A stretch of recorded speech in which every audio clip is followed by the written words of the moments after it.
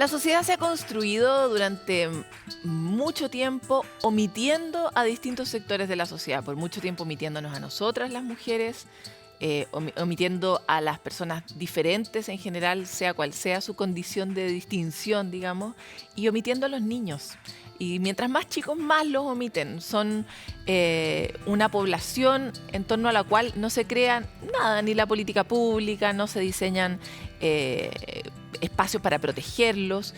Y esta fue otra de las poblaciones más afectadas durante la pandemia, en general los niños y niñas y adolescentes, y en particular también los más chiquititos, los párvulos.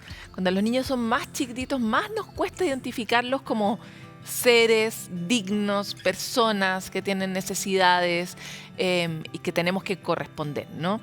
Es por eso que hoy día queremos entrar en profundidad en esta etapa tan importante de la vida humana, ver de qué manera podemos acompañarla más y mejor, y desde el Estado qué iniciativas se están desarrollando justamente para cambiar la manera de mirar la infancia y en este caso entregar herramientas a los niños en su primerísima infancia, herramientas socioemocionales que les permitan ser adultos más felices.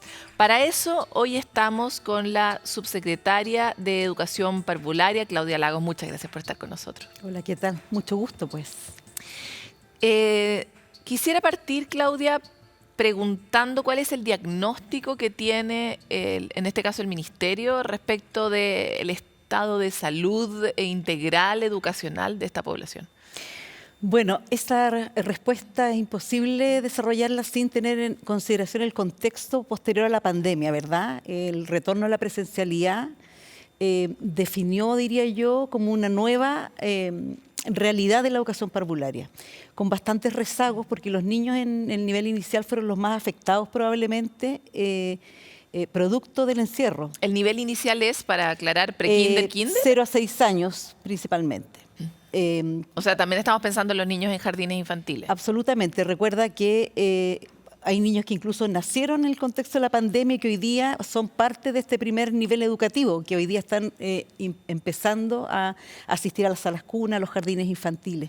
Entonces, por supuesto, entendiendo que todo el desarrollo y el aprendizaje en los primeros años de vida está muy asociado sobre todo a hitos de desarrollo, a esta socialización que entre otras cosas supone acceder a la cultura y también fortalecer ciertas características evolutivas, vamos a decir, niños en encierro, deprivados de oportunidades de interactuar socialmente con otros, de fortalecer aprendizajes tan necesarios para la comunicación como el lenguaje, etcétera, etcétera, efectivamente han visto disminuidas sus capacidades, más que capacidades, yo diría sus oportunidades de desarrollar esas capacidades que son tan necesarias de fortalecer en los primeros años de vida. Entrando en ese foco, ¿en qué retrocedimos durante la pandemia y cómo han podido medirlo?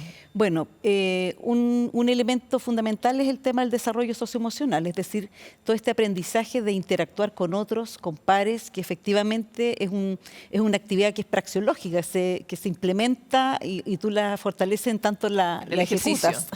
Exactamente. Todo lo que tiene que ver con el lenguaje, la comunicación, que es tan importante en los primeros años de vida, y también varios aspectos del desarrollo psicomotor, entendiendo que muchos niños estuvieron literalmente encerrados, o sea, en espacios donde no podían desplazarse físicamente, no podían, por ejemplo, ejercitar habilidades como correr, saltar, que son tan propias de esta edad. Entonces, efectivamente, todo lo que tiene que ver con el desarrollo en un sentido integral, yo diría que sufrió impacto en términos de oportunidades, ¿sí? Y desde el punto de vista de cuánto ha costado que los niños vuelvan a los jardines, a los colegios, ¿cómo han visto ustedes que esta población ha sido afectada en comparación con la otra, ¿no? Porque estuvimos escuchando al ministro semanas atrás anunciando justamente este llamado a que la gente vuelva a clases, pero vamos bien en ese empujón, según comentaba en ese momento. ¿Cómo están los niños más chicos? ¿Están igual o están peor que los niños más grandes? Eso es bien interesante porque una cosa que nosotros hemos tratado de relevar es que los problemas de o los desafíos de la educación general, vamos a decir, son los problemas de la educación parvularia también. Cuando tú hablas del tema de la inasistencia, de la violencia escolar o de la revinculación con las familias, el tema de la alimentación, son temas que de alguna manera parecen más invisibles, como decías tú al comienzo, pero que también son parte de las problemáticas de educación parvularia.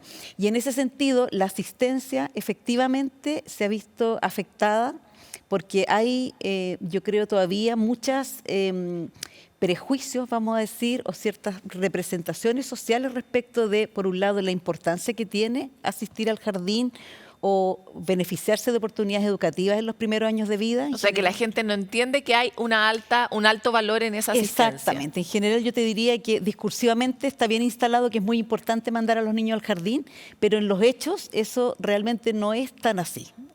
Siempre hay ciertas dudas respecto de las familias. Por otro lado está la realidad, que es que efectivamente los niños en esa edad son mucho más proclives a enfermarse y a tener un sistema inmunológico que está en desarrollo también. Por lo tanto, eso efectivamente hace que eventualmente los niños se enfermen más o recojan más bichos, por decirlo de alguna manera, del entorno. Entonces yo creo que también ocurre que las prácticas culturales han cambiado, es decir, las familias de alguna manera se mueven, por decirlo de alguna forma, socialmente de formas distintas hoy día. Entonces, la asistencia en términos de lunes a viernes y de un horario establecido, rígido, de 9 de la mañana, 8 de la mañana, 5 de la tarde, no necesariamente responde a las necesidades familiares ni laborales hoy día. Entonces, hay hartos factores que nos hacen constatar que efectivamente la asistencia tuvo un impacto importante. ¿Mayor que el resto de la población?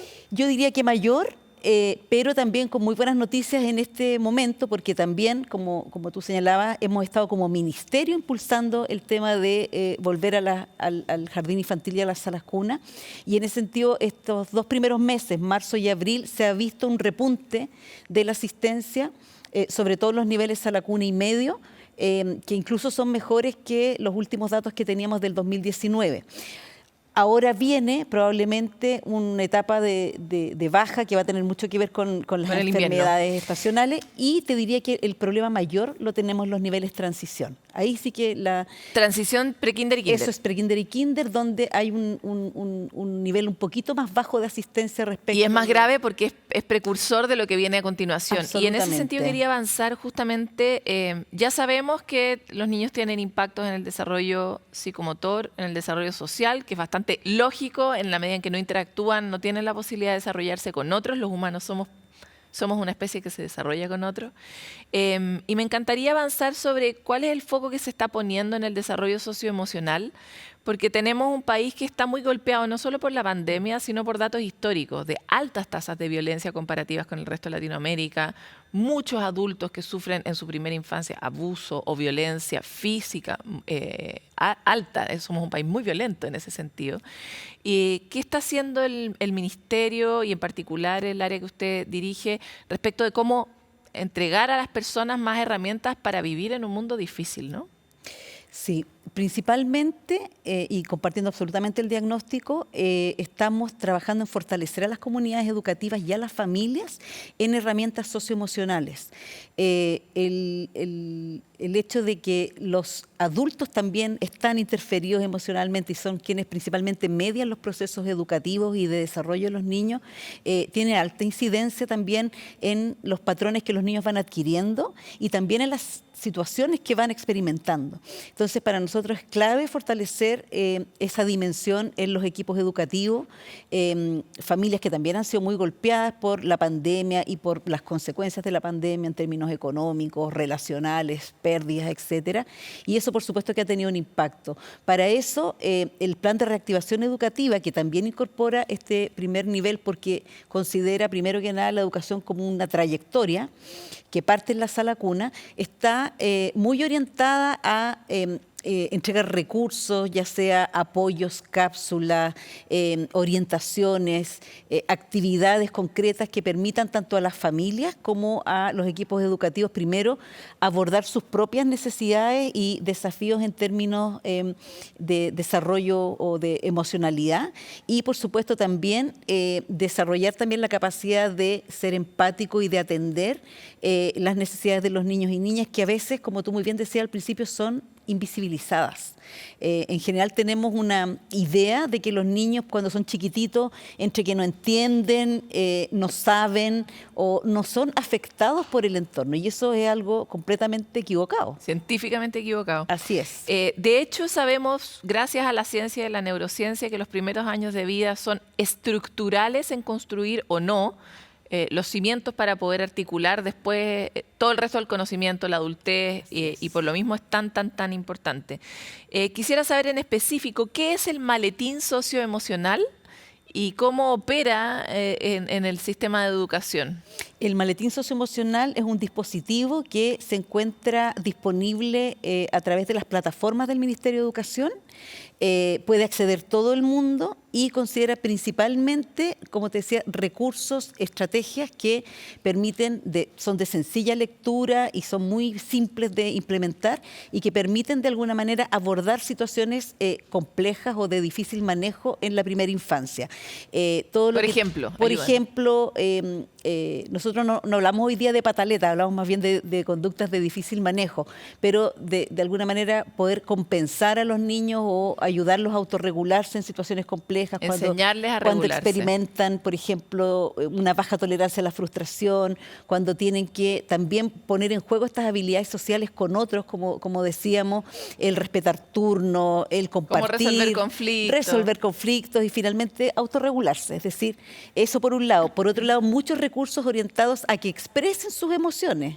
Eso es un tema clave, porque muchas veces los niños experimentan frustración porque no saben comunicar lo que sienten. Si a eso tú le agregas que tenemos... Y eso muchas veces es un llanto, además. Absolutamente, y sobre todo cuando tú lo complementas con que no tienen del todo desarrolladas sus habilidades comunicativas, muchas veces ellos resuelven de maneras que a lo mejor no son las más adecuadas en contextos sociales. Entonces, es principalmente orientado a eso, a que los niños sean capaces de ponerle nombre a sus emociones, que sean capaces de comunicarlas, de sentirse... Y ese maletín, si yo soy una madre, lo puedo descargar del sitio del ministerio y lo puedo implementar con mi hijo. Pero si yo soy una persona que no sabe regularse emocionalmente, ¿ese maletín también tiene herramientas para mí? Yo creo que sí, porque finalmente las habilidades son habilidades que son transversales. Tú las exteriorizas a lo largo de toda la vida, y por supuesto que uno esperaría que a veces los adultos tuvieran más capacidades, por ejemplo, para autorregularse, pero sabemos que eso no es así. No, porque nadie nos enseñó de chiquititos. Así es. Por eso que es tan importante poder identificar estos recursos,